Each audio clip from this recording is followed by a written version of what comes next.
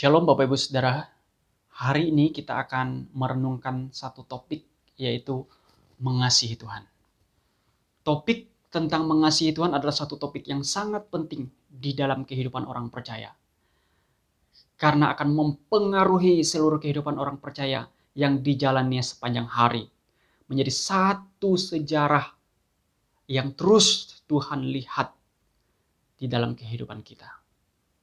Poin pertama, mengasihi Tuhan adalah karena Tuhan lebih dahulu mengasihi kita. Kita akhirnya mengetahui bahwa kita adalah manusia yang penuh dengan dosa, yang dikasihi oleh Tuhan. Hal inilah yang akhirnya mengubah seluruh kehidupan kita menjadi kehidupan yang tiada berarti, menjadi kehidupan yang penuh arti. Tuhan lebih dahulu mengasihi kita sebelum akhirnya kita mengasihi Tuhan. Kasih Tuhan kepada kita tidak dapat disamakan dan tidak dapat disandingkan dengan kasih manusia kepada Tuhan. Perbedaannya bagaikan langit dan bumi. Bahkan saat kita masih dalam dosa, Tuhan telah mengasihi kita. Roma pasal 5 ayat ke-8 mencatat, akan tetapi Allah menunjukkan kasih-Nya kepada kita oleh karena Kristus telah mati untuk kita ketika kita masih berdosa.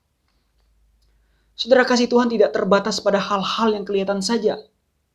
Seperti kesehatan yang baik, keluarga dan hidup yang diberkati oleh Tuhan.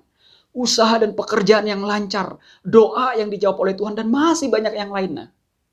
Kasih Tuhan pertama-tama kita lihat di dalam Yesus Kristus yang telah mengorbankan tubuh dan darahnya menjadi korban penebus dosa yang telah menggantikan kita di atas kayu salib. Itulah kasih Allah sebagai tanda dan bukti yang telah ditunjukkan kepada kita, yang akhirnya mengubah seluruh dimensi kehidupan kita. Saudara, Allah lah yang lebih dahulu mengasihi kita. 1 Yohanes 4 ayat yang ke-9 dan ayat yang ke-10 mencatat, dalam hal inilah kasih Allah dinyatakan di tengah-tengah kita, yaitu bahwa Allah telah mengutus anaknya yang tunggal ke dalam dunia supaya kita hidup olehnya. Inilah kasih itu. Bukan kita yang telah mengasihi Allah, tetapi Allah lah yang telah mengasihi kita dan yang telah mengutus anaknya sebagai pendamaian bagi dosa-dosa kita.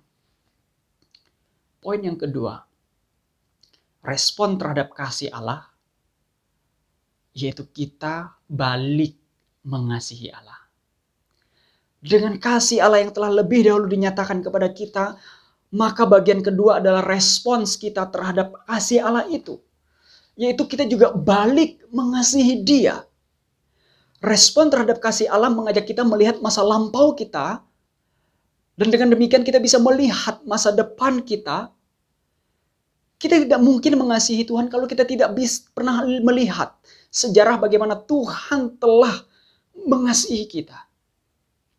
Mengasihi Tuhan bukanlah sesuatu yang abstrak. Mengasihi Tuhan adalah sesuatu yang nampak dalam kehidupan kita sehari lepas sehari. Dan dapat diwujudkan dalam kehidupan ini. Saudara-saudara, bagaimana kita dapat mengukur kasih kita kepada Tuhan?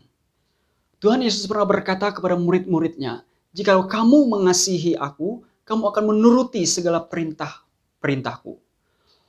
Orang percaya yang mengasihi Tuhan pasti memiliki kerinduan kepadanya. Karena kalau kita tidak memiliki kerinduan kepadanya, bagaimana mungkin kita bisa dapat mengerti tentang Dia?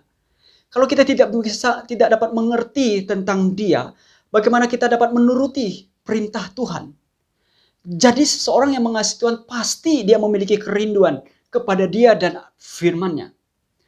Dengan mentaati firman Tuhan, kita mengasihi Tuhan dengan segenap hati, dengan segenap jiwa, dengan segenap akal budi, dengan segenap kekuatan kita. Saudara-saudara, dengan mengasihi Tuhan, kita dapat melakukan apa yang ditugaskan oleh Tuhan kepada kita. Dengan mengasihi Tuhan, kita dapat berjalan kemanapun untuk melayani Dia. Dengan mengasihi Tuhan, kita dapat mentaati, meneladani, setia, dan mau hidup bagi Dia. Dengan mengasihi Tuhan, pasti kita dapat memberikan yang terbaik kepadanya. Dengan mengasihi Tuhan, walaupun sulit, kita pasti dapat menjalani hari-hari kita dengan penuh semangat dan optimis. Cara kita mengasihi Tuhan akan tampak atau kelihatan dari cara kita mengasihi pekerjaannya, gerejanya, dan cara kita mengasihi Tuhan akan tampak dari cara kita mengasihi orang-orang di luar sana. Markus pasal yang ke-12 ayat yang ke-30 menuliskan, kasihilah Tuhan Allahmu dengan segenap hatimu, dan dengan segenap jiwamu, dan dengan segenap akal budimu, dan dengan segenap kekuatanmu. Kiranya Tuhan Yesus memberkati kita semua. Amin.